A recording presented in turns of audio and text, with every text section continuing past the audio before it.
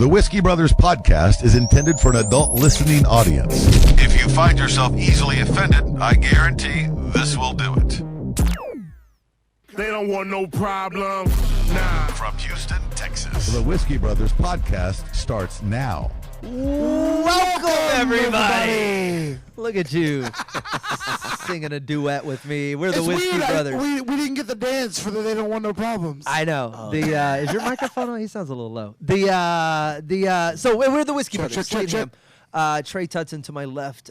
Sam Damaris right there. Rob Mungo en route. Check.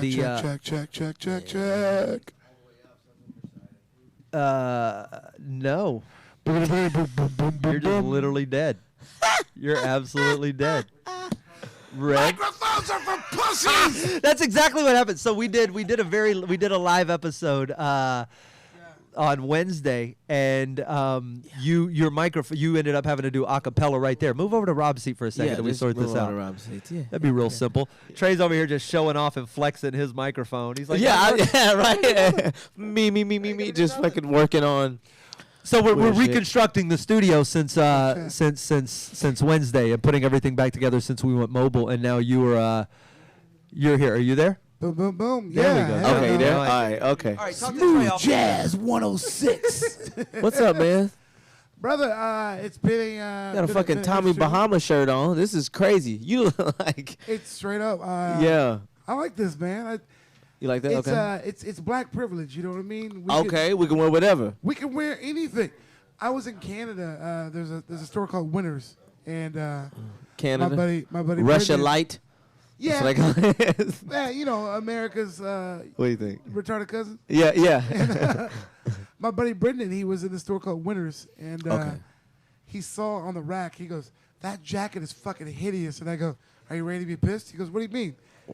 Took it off the rack. I put it on, and he goes, "I fucking hate you." Yeah. I was like, yeah, I look so fucking good. So wait, that's on purpose? You didn't get a job at a tiki bar?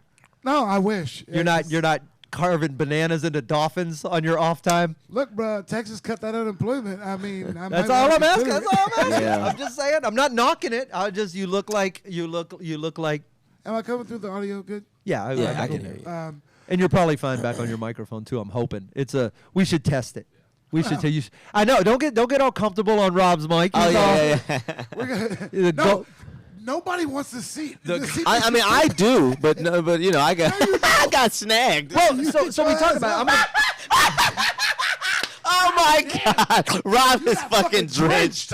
Y'all are such dicks. Why would you laugh at that Oh, I'm man's sorry. pain? Sorry, He that's right. he comes walking in. Robert, how you doing? You all right? Substantially wet. You okay? Oh, it's not that bad. Yes. No, it's bad. He comes to you ride a Ride a Jay Wayne said it's Rob ride a unicycle bicycle here. That's Did you run? Rob, now you have to go shirtless. That's. Come here, Big Pop. I'm gonna get y'all those wet clothes. You guys, Get you into something dry. you guys are joining us in a I know what that's like. quality. Is his socks wet? You think his socks are wet? Dude, I'm hearing no shoes right now because I stomped in one of those fucking puddles up there. For those of you who don't know, Houston is in the apocalypse right now. Yeah. It just And came it out of just nowhere. started like 30 minutes ago. Came out of nowhere. Yeah. I've been at the beach. I've been in Galveston all day. It was gorgeous. Hence And- the shirt. Yeah. Hence the shirt. Yeah. Those shorts. I'm sorry. He looked like he fucked somebody's wife, and she's like, he put looks this on. He looks like a hostess at a rainforest cafe. Yeah. He looks like. with a Jamaican accent for no reason. You Come on over to the table. That's not. That's Italian. I can't do it either. Right. Wagwan. So yeah. You want the table, Rossman Clot? So Rob, welcome. We raise a glass to you, and we have a guest on the podcast today. Our friend T Sean Shannon. The rain took your breath. No, this whole fucking day can go fuck itself. Well, there's. There it goes. There's- There it goes. Rob is angry as usual. Socks wet. So his microphone might have been a little low too. Oh shit. Rob hates everything. It's All right, well that energy is gonna work well. like more than usual. Rob go hates to everything. Let's go to Look, now they get all chatty. All right, let's go to a clip of T Sean Shannon. He's our guest on the show. We're going to bring him on here in a little while. That's going to give us a moment to breathe. T Sean Shannon, live, I believe, at the last stop, if I'm not mistaken, on the Whiskey Brothers Greatest club ever. podcast. I don't miss the traffic or the hot weather or the Mexicans. But other than that, I'm kidding. I mean, come on. I'm used to the weather. But seriously, I love my Mexican brothers and sisters. My next wife will probably be Mexican, I'm betting. Okay.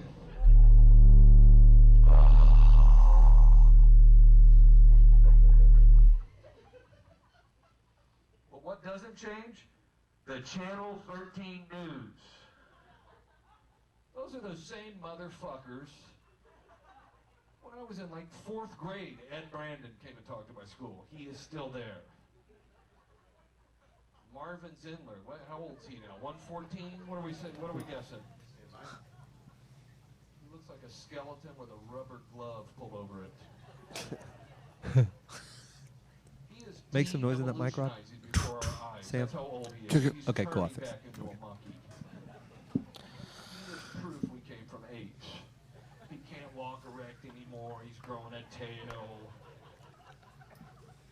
He's golfing with his foot. He doesn't even say slime in the ice machine now. He just goes.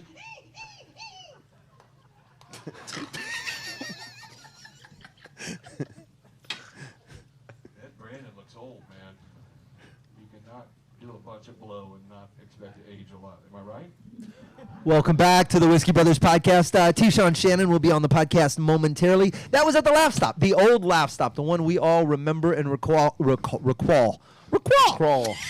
First time on stage, first time hosting, first time featuring, first time headlining. Yeah, it's a good feeling. That was Jerry Wayne Longmire says he was on the show the week that clip was filmed. That's those were some good days. You remember them better than all I of don't us. have any memory of that. No. I have no recollection. No recollection of Rob, that. you fucking lived there. Like it was any night I had off. If there was a show, I knew I could go to the bar and Rob would be there, Danny Rios would be there, Ben Mowbray would be there. Oh, yeah. Occasionally Mike McRae. Yeah.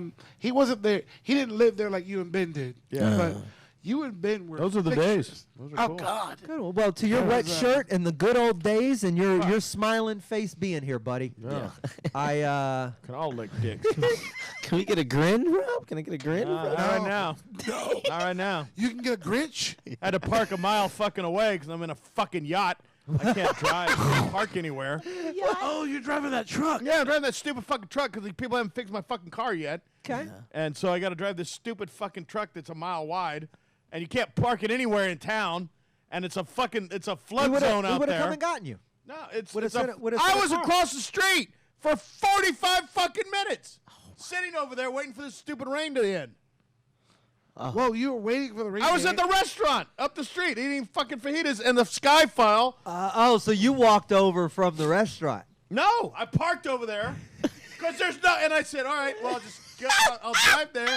I can park in that stupid fucking lot they have. Oh well, I didn't. I just said we were starting right at 7:30. I didn't say you had to run through the rain. You could have waited 5 No, minutes. that's not it. Is this even on? It's not even fucking on anymore. It's on. Relax. And so, Yeah, I got you in the phones. I park over there because it's a goddamn football field they can park on. Uh-huh. And so I'm there, and then I get a margarita, and I get some fajitas, and I'm paying my bill. The sky falls out. Chicken Little. Yeah, it's fucking raining Yeah. cats and fuck yous. Following you, out Ziggy. there. And it's fucking flooded, and my car, it's up to the fucking wheels with the fucking rain, with the flood. And I go, I can't walk out there. Imagine if you'd been in that little car. Yeah. Fuck you, God! No, he could have parked that right by the goddamn trash can. Right. You'd have been fine. You could have parked that on the front porch. And I don't know if my car's going to be there when I get out right now. You can't park that fucking dump truck I anywhere. parked that at your gate over here because that's the only place it could squeeze into. That's safe. Yeah, but there's a fucking flood around it, And so I had to hike all the way through there to get to your front door. I'm quite And I impressed. don't have my fucking phone. I'm really impressed. You trudged in here like a trooper, Rob. You came in with your head held high, and you conquered the entire. Dude, he's angry for Rob Mungle. Like, That's what I'm saying. I feel like yo. on a regular week, Rob Mungle would tell him to shut the fuck up and calm down. Yeah. That's like this is. But I'm very impressed at how well you're keeping it together. Thank you. Because normally this region here is red, but it's still pale. So This you. isn't even This is I'm gonna do this from outside. this is what it, this is. This is what I would imagine if he was like in Lakewood Church on a Sunday, like that level of rage. There's a level of. I'm gonna go stand on the fucking porch and just yell at the world. It's better than this fucking thing that's dead. God damn. Oh my God! What's? All right, well, this is gonna make for a fun 2 episodes. I can't wait to see how this ends. This is exciting. Daddy's been drinking. This is. You said you had a margarita, fucker. Oh, okay, yeah, that's gonna fucking. Yeah, tequila Margarita's Rob. gonna That's move gonna this fucking- barge. You think? And she might as well have blown on the. Look, bro, if you drop a drop of gasoline on a fire, you're gonna get a fucking flame. It Yeah. exists. Okay, yes, that is fair. Your anger, I'm simply offering, is misplaced. We have a dear friend. But when you put a flame on the sun, it does nothing.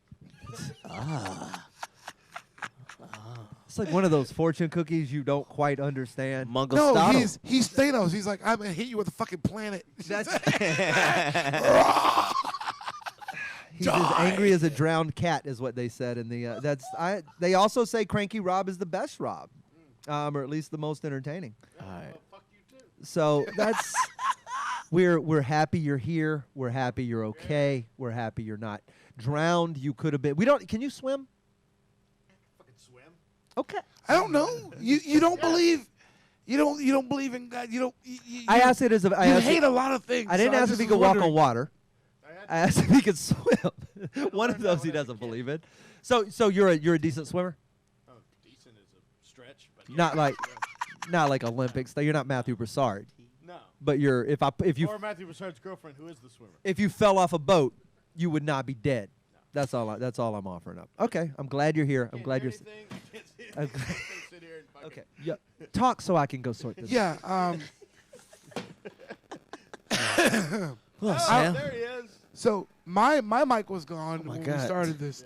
So we did Darwin's Wednesday, and all the shit went to Darwin's. And apparently, when it all came back, the wires have been crossed, and it's all kinds of fucked. Like when we started this episode, I was sitting in your chair because this mic was dead. Yeah. 'Cause that And was then dead. that one was cranked to Sam volume. Yeah. This motherfucker's gonna yell a lot, so let's crank it down. Yeah. But yeah, Slade's over there working on it. Yeah, but it's all good. Yeah. T Sean Shannon sitting over there in the jungle. What's up? We'll get to you in What's just up? 1 second. We're trying to sort Aha! out. I'm there. There it I'm is. here. There it is. We've got alive. a clear Rob. We've got a clear Rob. I'm here. Okay, I like And that. then, No, I was just mocking what I heard, bro. So What's up, buddy? hang on. How we doing on audio on T Sean? Oh, okay. Cut the T, Sean. You want to introduce him, Rob? You've known him Are a we while. cutting him now? Are we going to him now? You know him better than all of us. Well, Rob. sure, I know. I'm just making sure we have everything up and running. Yeah. Okay. Well, ladies and gentlemen, coming to us now trying from to see you down there, buddy. I can barely see you. yeah, Oh, there he is. yeah, coming to us live from apparently the jungle room at Graceland. Yeah. Ladies and gentlemen, That's it, baby.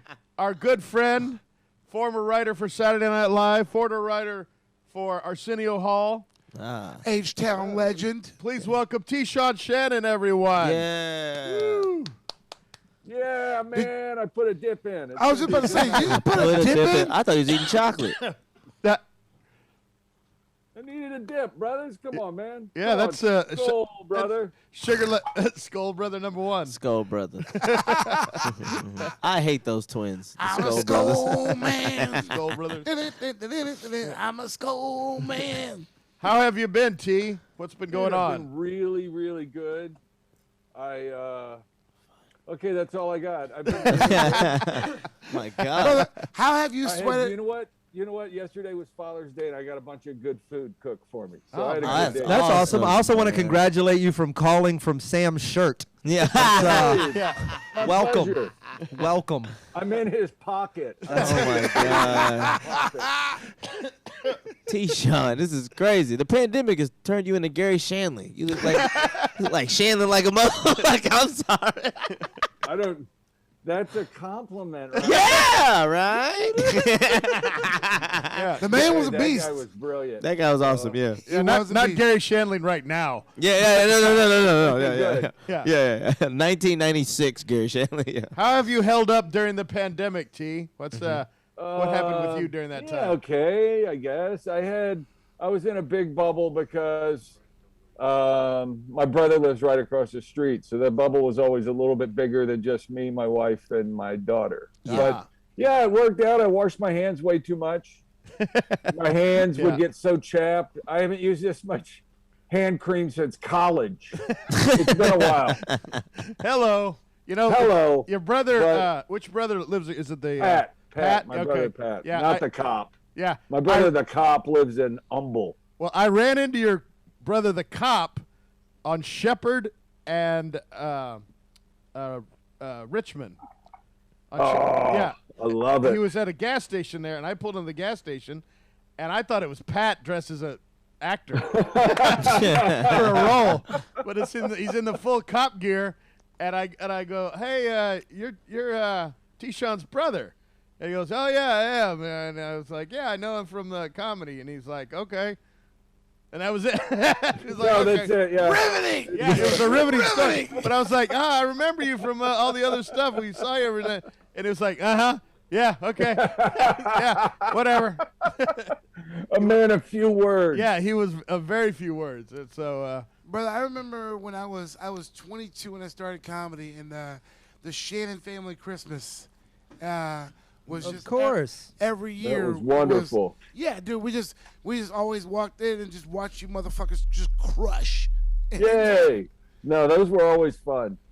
Yeah, And always just to get to hang out with Charlie is always fun because we didn't get to work enough together. So, yeah, those were wonderful. I love those. And it was always fun writing sketches for that. So, and it was fun for all of us because we were just like, you seem like y'all never got to work together, but like, when you were doing SNL and you guys y'all were moving around, and it was like, yeah. not only did we get one of you, we got the whole fucking group of it, and y'all brought shit every fucking year to the fans. If you don't know what I'm talking about, then you just don't fucking know, and you missed never mind. epic shit every year. And I'm shitting you out, man. I was 22 years old, just sitting back. I was like, I should just quit.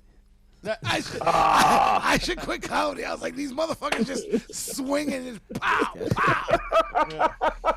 That's you almost swung hard enough, T. Yeah. Sean. Oh, almost. They're like, if you just wrote like 2 more jokes, we could have got rid of this motherfucker. Let's would have an empty seat.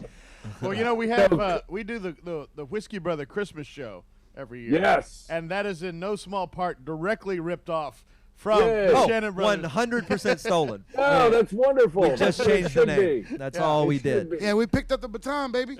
Dude, that's the way to do it.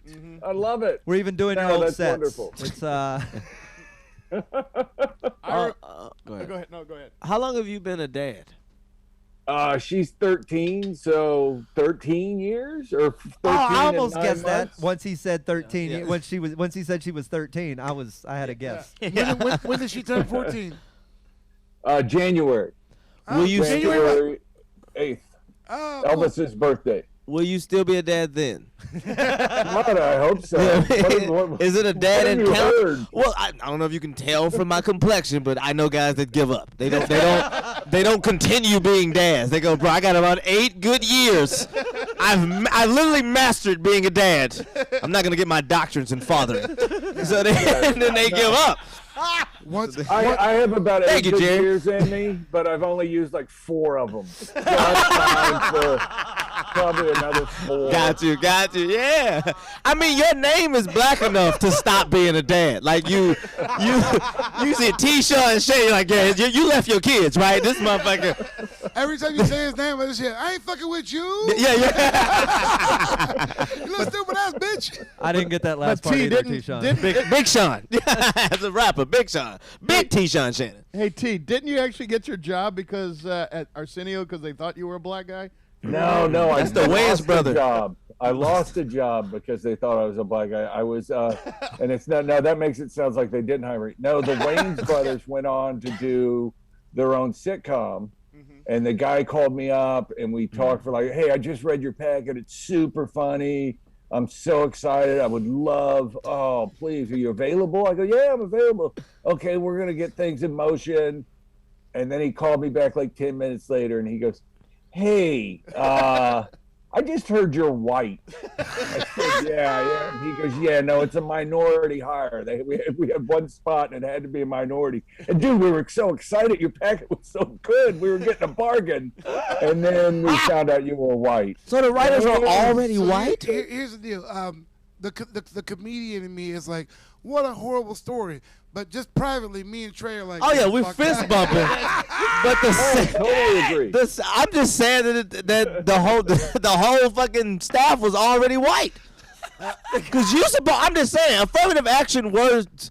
But I mean, we know who it's for. I totally agree. I but- didn't mind. I totally understood because I mean that's the only way things are going to change if you make it mandatory. I mean honestly. Yeah, 1000%. If you don't do that, it's like. What's your? I do have one caveat about that, but I'm not even going to bring it up. Well, you are now. Oh, please do. Please do. Come on, T. Sean Okay, Shannon. the one caveat, if we're doing by percentage of people, there's a lot of Jewish people that are being counted as white. T. I Sean. mean, if that is it, if that counts, then that counts. T. Sean. I honestly don't know how that. For years, I thought I liked white women, but I just like Jewish women. It's the oppression connection, and I'm like, y'all got to figure out a way to not look so much alike. I mean, I can't tell y'all apart. You look like the motherfuckers that fucked us over. I mean, When I was a kid, I thought all white people were Jewish. Oh, well, with the other way. But with it. isn't Jewish one of those things where you can be Jewish one day and be white another day, like depending on which? No, you don't get to switch Not when there's camps? 6 million body counts. You can't. No. I get.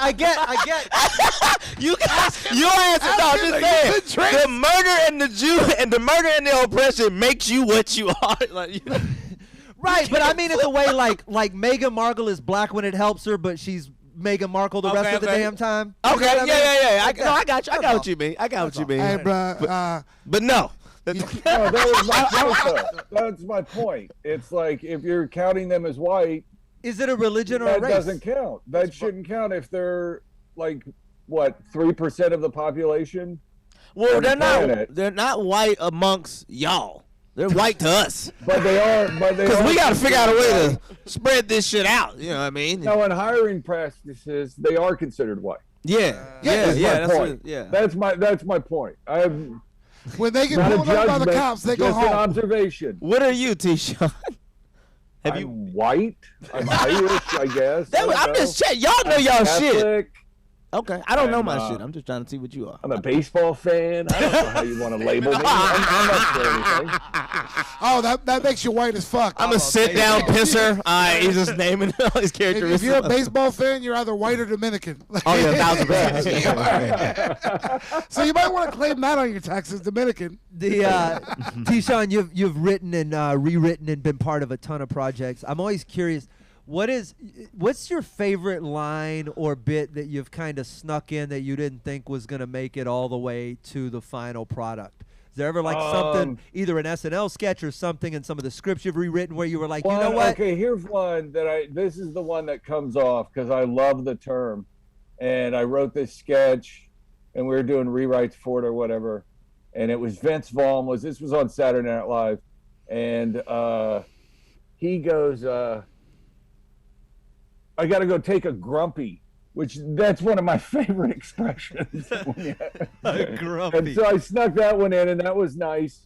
And then, okay, here's one I snuck in on In Living Color. It was Sam Kinison in Hell was the premise because he just came out with that. That's him doing stand up for Satan, and did not get a laugh. No one understood it at all, but Rob will like this one. This was a joke for Rob Mongol and like 8 other people.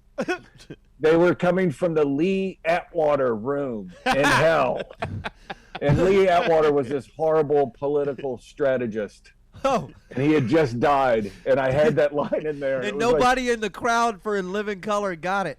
No, and I didn't, and I knew they wouldn't. This was just for me. And nobody vetoed it? Like that didn't get, nobody was like, can we talk about who's Lee Atwater? No one asked. And it was, because he was like dying of cancer. This guy was a horrible human being. Yeah. But he's dying of cancer. And then they said, he repented on his deathbed. And he fought death an extra day to go, no, I didn't repent anything. Oh, God, that guy. Lord. Okay, yeah. But in the life of a joke, right, if we're following, this is how a bill becomes a law. Like, as a joke is going down the pipeline, you're not the final say-so on the joke-making air, right? And that I was. And also at SNL, you get a lot of that, too, because you're the last one to write it and turn it in. That's really so, but know that I knew it would not get a laugh, and on top of that, no one would even understand it. Yeah. But I so hated this guy because he was a horrible human being who made the world a worse place. I thought I would take a jab, and hopefully someone in his family would see it. So that was my hope. I wanted them to make sure their relative they knew was in hell because he was a horrible, horrible person. Yeah, T Sean Shannon. Put the T in petty. Yeah. Slade asked you about your legendary lines, and the one that I will always remember in 2021, motherfucker, you won't run that joke again. The Aristocrats. Oh yeah, no, that was a fun one. But that was okay. So even then, and that's the whole point of the thing is to be as shocking as you possibly can be in that. And thing. you flipped it. Oh, you yeah. flipped it, and I thought it was brilliant. Thank you. That's all Tony. So, be a white guy and drop that punchline in 2021.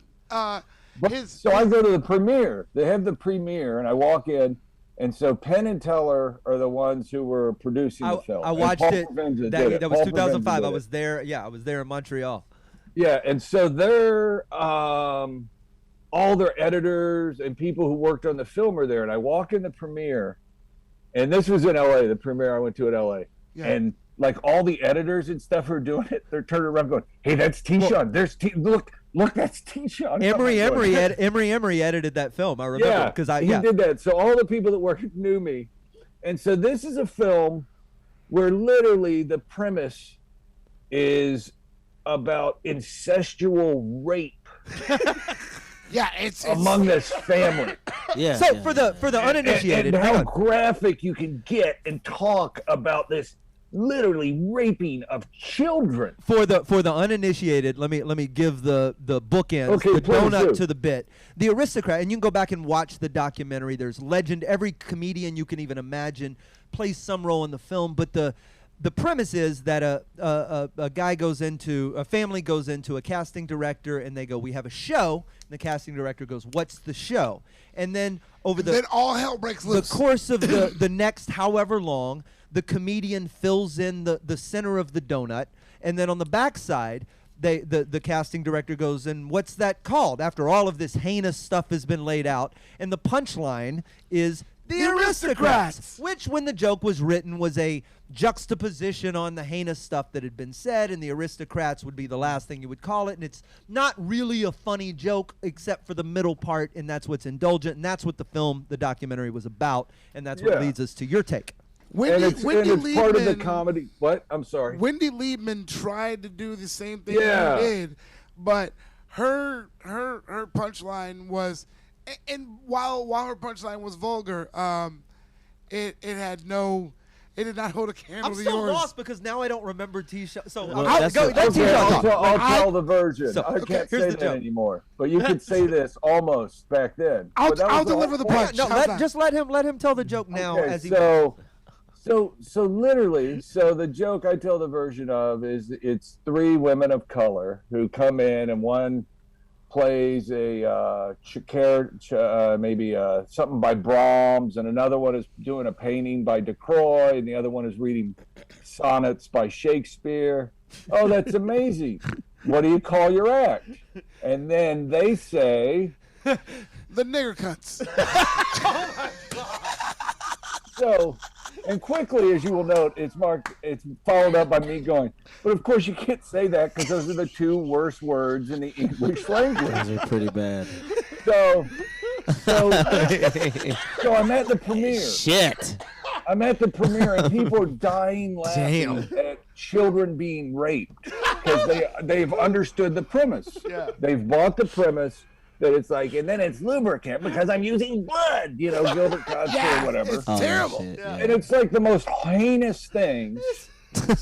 And people are dying laughing. And then they cut to me and I do my punchline. And just you hear the whole room crickets. And a couple people going, oh no. Oh. That's a bridge too far. Back to the kid raping, please. my Back to the fucking kid raping as fast as we gosh. can. Oh my God. Wow. It's T Sean, that's as perfect as you could possibly. Yeah, because I believe the joke was she pulled out a cello and she played Chopin. yeah, that's yeah. it. He was more I just- piano, but still the. No. But No, the it probably way was he cello. said- No, the original version was much better. I'm just, Yeah. Oh, I know okay. De Croix, the painting by De Croix, I remember. And I Yeah. think one of them was nude, laxing on a couch. I don't remember. What a light on the It was hypocrisy, though. highfalutin, God. horrible. That was I basically. remember I remember watching the documentary and I was watching Saget do it. I watched the mime do it, which I thought was really clever. There were some great takes. Yeah. There were some great takes. But when you popped up, I was like, this is the only guy I know. And I was so happy. I was like, wow, I know a guy in this movie.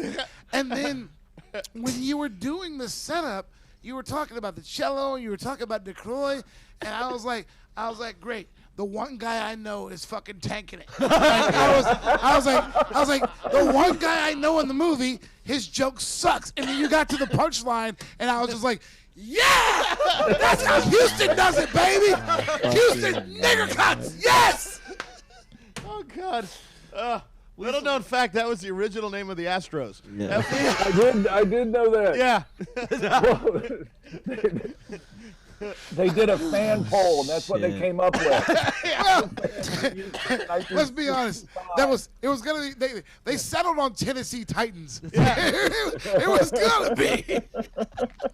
Oh my God. Hey, T, do you have a favorite bit you wrote for Saturday Night Live off the top of your head? Off the top, I would say Christmas Kangaroo with Hugh Jackman. It was Oh, the it was a fucking. Christmas kangaroo guy. in Australia. A kangaroo shows up, and your dad has to fight him. And if your dad beats him, you get gifts. But if your dad loses, you don't get gifts, and your dad gets sodomized. So that was basically Oh, that's the so premise. funny.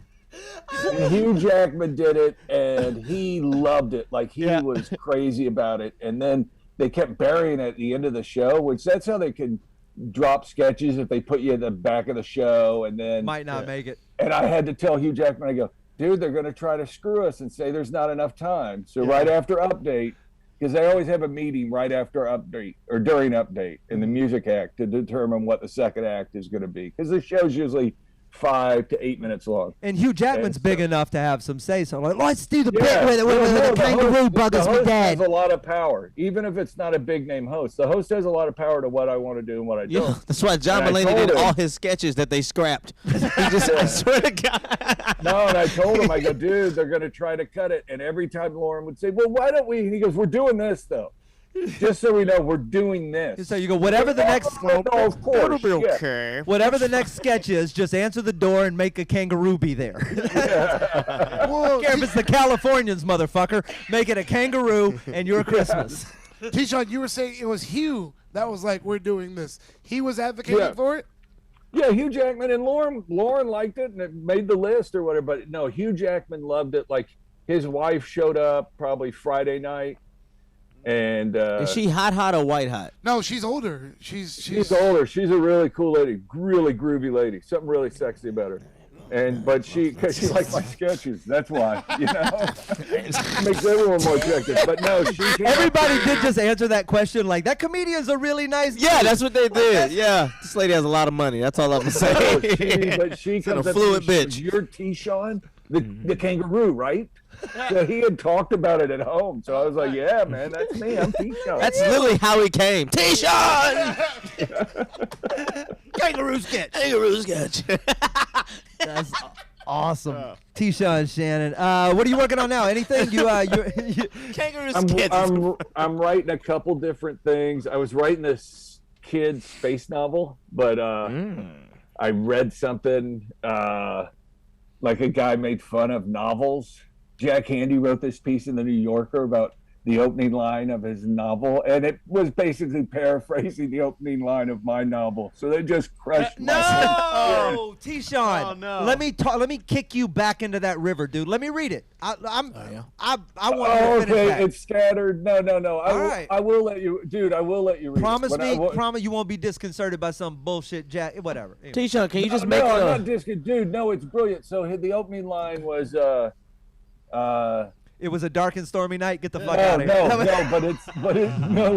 It's updated, but extremely as hacky.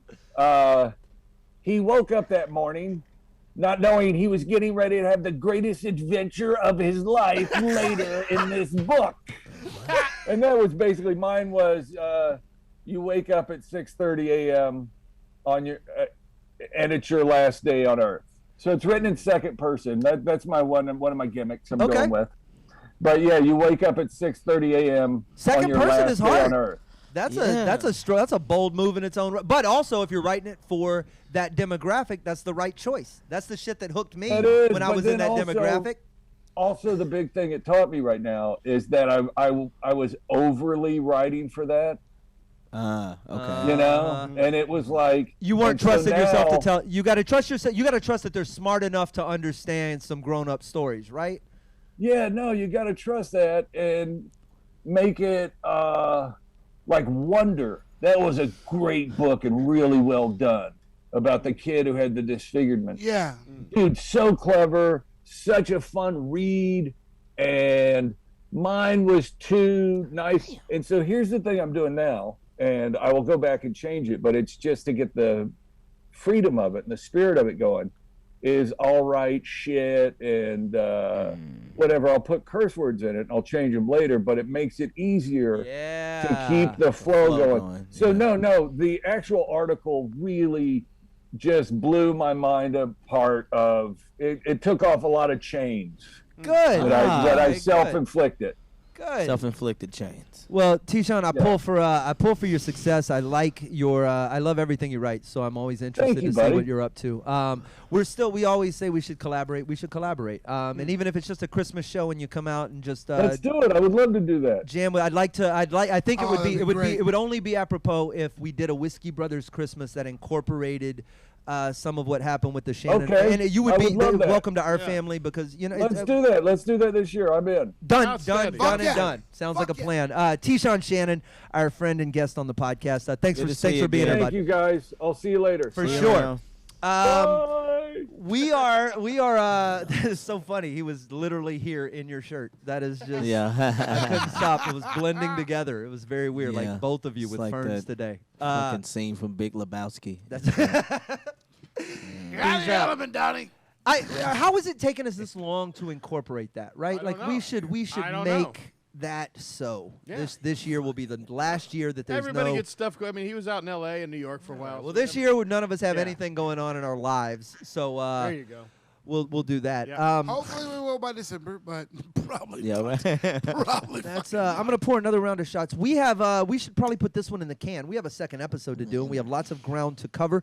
We have some stories from you guys that you have sent in. If you're watching us on Facebook or anywhere else, you can always send those messages to us or put those things on our wall. We'll get to you there. If you've been watching this episode, we'll put it in the can. We'll talk to you off air. The Whiskey Brothers Podcast. Peace. They don't want no problems. Nah. Music provided by Scarface. Thank you for listening to yet another excellent episode of the Whiskey Brothers Podcast, the world's funniest podcast ever. The Whiskey Brothers Podcast was made in America by Americans, mostly in and around the Houston area. All content copyright the Whiskey Brothers. This concludes our broadcast day. Goodbye.